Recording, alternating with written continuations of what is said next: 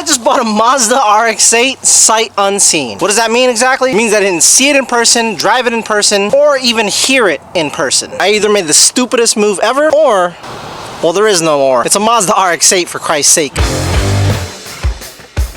This is my 2004 Mazda RX-8. It has this beautiful cracked dash that the seller didn't tell me about. The windshield wipers actually don't work. Another undisclosed issue from the seller. And the seller forgot to put the lip that he took off when he loaded it into the trailer into the car. So he PayPal'd me 85 bucks. You're probably asking yourself, why the hell would he buy a car that he didn't see, has a terrible reputation for being unreliable, and is sitting on replica TEs with the tires sticking out further than a GIXXER rider's? You know what I mean. Well, hit it, Mom. Another one bites the dust, and another one bite, and another one bite, another one bite the dust. Give it a rev. Yeah, you can let go of the clutch. Let it go. Yeah, let it go. Okay, alright. Okay. Now find the pedal, the gas. It's on the right side all the way.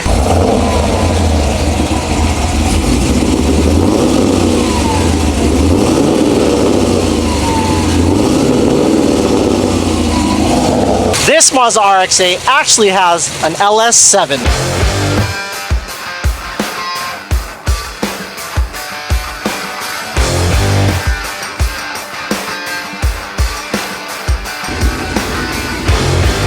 Thanks, Mom. I'm so blessed, I'm so blessed, I'm so blessed. Alright, let's go for a quick test drive. I got my GoPro on. Hopefully you guys can hear.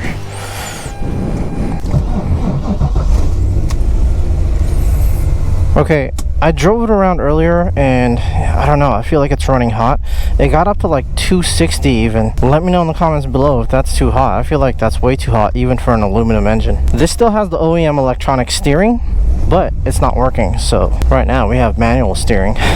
We're gonna watch the temps. I watched the coolant overflow just fill up earlier, so I'm hoping it's something minor. But we'll see. The thing with buying things from people online, a lot of people aren't, I don't know, truthful when they talk about the cars that they're selling. The guy that sold it to me, apparently he has like a lot of people who vouch for him on Facebook, and he seems like a honest dude. He said this car was owned by a rich kid who paid like $30,000 to have the swap done, which I saw the receipt. The swap, not including the motor and transmission, he paid about 8,000 bucks. The swap, funny enough, was done by like an off-road crawler shop or something like that. I'll link it right here.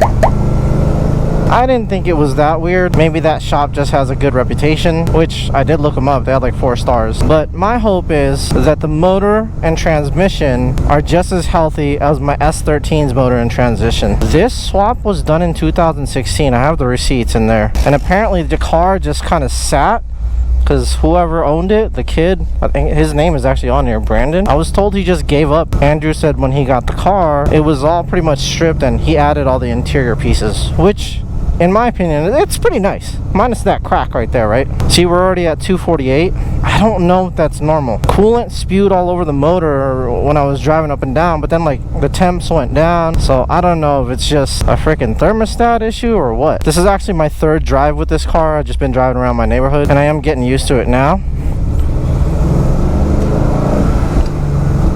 Earlier it was a little bit difficult to drive, but now I'm getting used to it. And the only thing again that concerns me is this temp. In my opinion, I think 260 is way too high, and then if it was spewing coolant, there's got to be something wrong with the cooling. I hope it's not like a water pump or anything, but I mean, even if it is, it seems like an easy fix for these cars. But again, I wish that was disclosed. What I read was this was daily driver ready. So what he has all over his Facebook page, and to be honest, not quite ready. The windshield wipers actually don't work, so maybe like summer daily, but definitely not a winter daily. Of course it has Toyo proxies, so those are not winter cars at all. So 246, that's kind of where it was at, right around 240, 245. After it had spewed a ton of coolant. So I'm hoping that was just like a air pocket or something. Transmission seems to shift pretty good. He said it could probably use a tune, which if that is the case, I will go get it tuned. This car definitely has way more power than my S13. This is an LS7. If you guys aren't familiar with the LS7, neither am I. I had to Google it. Apparently it's the same motor as the Z06. So, in theory, we have a Z06 swapped Mazda RX-8. Now watch the temps. It seems to be holding steady. Of course, when I give it some revs, it's going to go a little bit high, but 250? Is that normal? If this motor and transmission indeed is healthy, then we got ourselves an excellent Mazda RX-8. Look, temps are climbing now. 251, sitting in traffic. 253, 255. It's gonna keep climbing. It did this earlier. It scared the crap out of me because I saw smoke in the hood, and I knew that was coolant spewing, but I knew that hose was also sticking out. So I don't know if that's their way of managing the heat, because obviously it's building pressure for it to spew coolant. And that's my only concern right now. This car is way louder in the interior than my freaking LS13, bro. Alright, we're coming up to 260, 258. Look at this. Look. This can't be normal, guys. 260 now. I'm afraid the water pump is out or something. But apparently, I read on the forums too that these aluminum blocks can handle this temp during those oh shit moments. Things like serpentine belts popping off or water pumps just malfunctioning.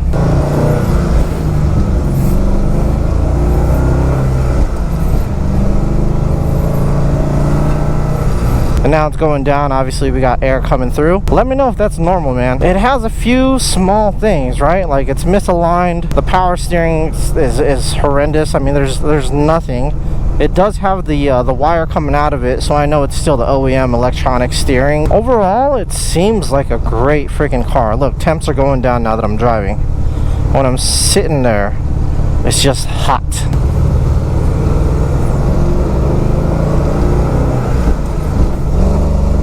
Definitely way more power than the S13. Holy cannoli.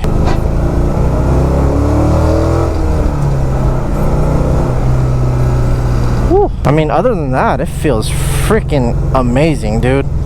It takes a little while to get used to these clunkers, these swapped clunkers, but once you get the groove, woo.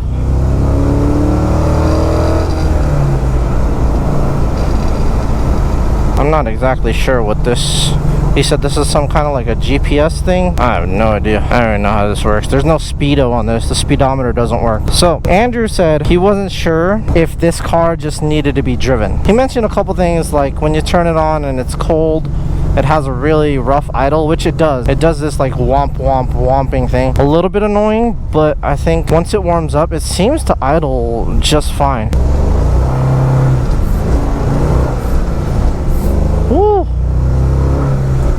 Freaking thing broke traction. I'm not even hitting that freaking throttle that hard. Holy cannoli. But here we go. 240 degrees. I'm gonna guess that that's normal. It's not climbing up to something ridiculous like 280, 300, and it does drop when I'm driving the car, so I don't know. The coolant spillage, that's the one that got me.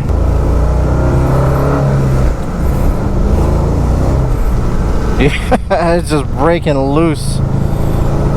My god, dude. What is it with us in buying rear-wheel drive cars with LS swaps in them and then driving them around when it's wet? Third gear.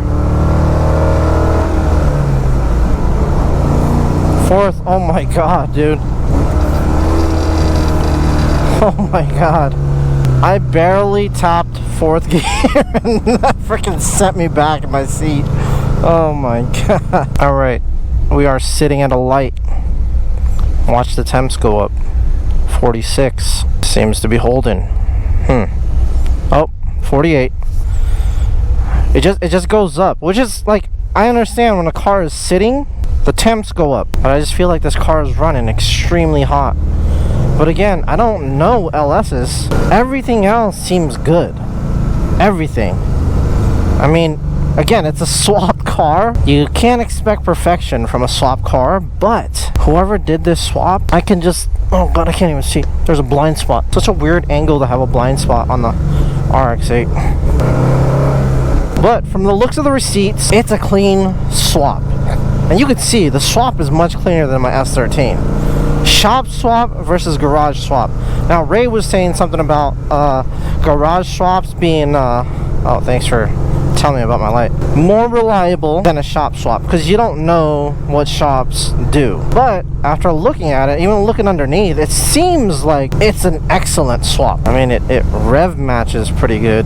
It seems like everything is good.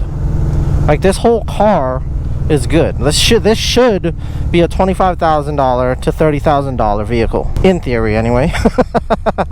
Like, to replicate a car like this, an LS7 with a T56, and to pay a shop to do it, 25 to 30 grand for sure. To do it yourself, maybe 20. Just got back from the drive. I don't know. I think I kind of figured it out. So there's the temp right there. I think that's just the temperature. That's just normal operating temperature. Operating.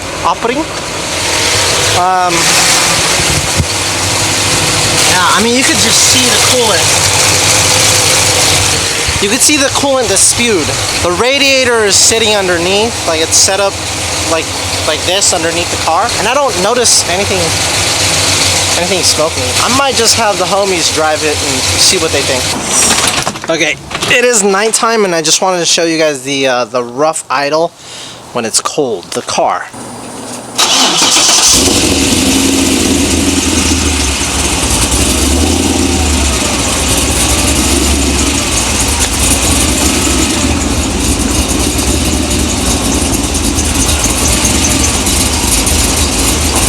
It's not doing it right now. Maybe when it's cold. Seems to be idling fine now. Andrew, the guy I bought it from, he said, I think it just needs to be driven because it's been sitting for years. Not gonna lie, kind of agree, especially after now. 204, it is about probably 10 degrees colder. I wanted to take the car out at night because I realized, well, I talked to Andrew. I asked him what temps it was running when he was driving around, and he said around 220, 230.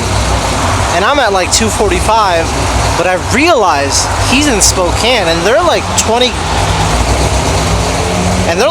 degrees colder than us. Right now it's idling at 204. 6 gallons. The fuel gauge said half, so I think the fuel gauge is working. Let's look at this LS one more time, bro. Ooh, ton of coolant splashes. I don't see much in here, so maybe the coolant hasn't heated up yet. There's something going on. It should not have splashed out. All right, we're at 60 miles an hour, and it's holding 210. That's a good sign. That is a great sign. Okay, we are running 245 again. We're back on the back roads. 245-ish. I haven't seen any like crazy heat, but it is heating up. So kind of back to square one. I just think it needs a bigger radiator. It still has the OEM plastic shitty one. 257. It's probably gonna hit 260. We'll see. 260. And it is smoking. Something's going on, man. Yeah, look. Look at that. Okay, 260. I don't think that's normal. And I don't believe this guy said he was running 220 to 230. There's no way, bro. I didn't even drive it that long. Okay, it is the second day. I'm gonna go get some coolant and radiator cap. But before I do that, I gotta send off your orders. A bunch of y'all ordered stickers and key tags. I really appreciate the support. You guys are insane. All the members, thank you guys so much. That membership money goes to coffee runs, and this helps keeps us going strong. If you want to copy either one of these, link is the pinned comment. I love you guys.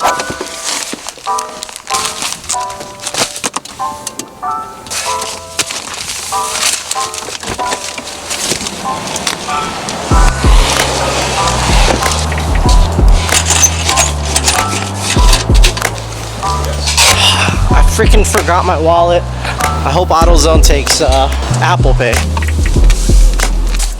You guys take Apple Pay? I left my wallet. Yeah. Oh, you do? Okay, thank you. Usually means it's Okay, they don't have the RX-8 radiator cap. What the hell? All right, we got it from Napa. Hell yeah. All right, we got some coolant in there.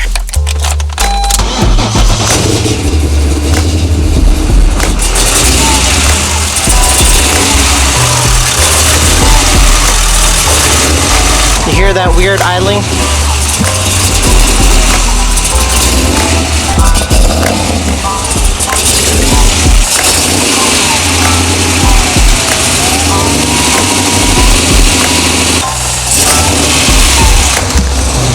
See, once it warms up, it's just fine.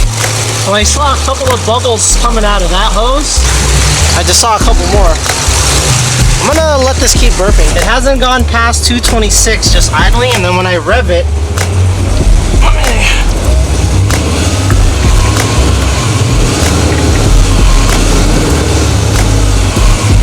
it hasn't changed.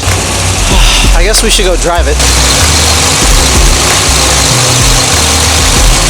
Alright, it's been idling for like half an hour now. 199. Alright, we are cruising around, and I talked to Andrew last night, and he said when he drove it, it was around 220 to 230. And that's kind of where I'm at now. I'm cruising in third gear on the same roads that I drove yesterday. The heating issue is fixed, but I'm gonna keep driving, and then I'll pull over and let you guys know. Alright, that didn't take long at all. I saw above 250 again when I was driving, so I'm gonna pop the hood and see what it is. Once again, coolant filled up like crazy. Look at that.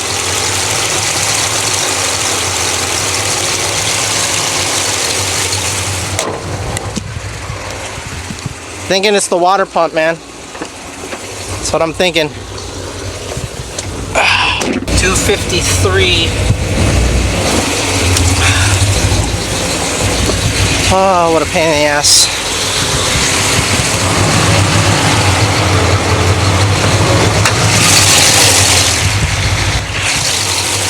Coolant everywhere. Yeah, I'm at a loss here. The only other thing that I can think of to try to replace is the thermostat. I'm not sure if this car just needs a good bleed in its cooling system, but I am far too tired. This is exactly why I hate cars. The coolant is it's boiling. It is boiling, and I don't know why. This car has been overheating since I got it. I hit up Andrew. He assured me that this car was good to drive. Good to drive. So let's see what he says. It just, bro, I feel like you sold me a lemon, bro. Okay, here we go. The car is still overheating. The homie Rygen said this is a steam vent, and it's getting routed to here, which is supposedly, it could be pushing air into the system, causing a buildup. Minor issue, I hope, I don't know. But he's gonna come here in a couple days to check it out, sometime next week. This radiator is barely hanging on. I don't know if y'all can see that. Right there. Not even mounted. And this is on both sides. I don't know this Andrew guy. I don't know him worth a shit. He had like really good reviews or something. I don't know. A lot of people vouched for him. There was even some guy in the comment section of one of my community posts saying they know who this guy is. Apparently everybody knows this fucking guy. There's no freaking way he didn't know that this was overheating like that. There's no fucking way, bro. My first drive in it, immediately 260. The fact that the radiator is not even mounted makes me feel like they tried to fix it, and maybe it was like a temporary fix and it didn't get fixed. But you know, let this be a lesson to you.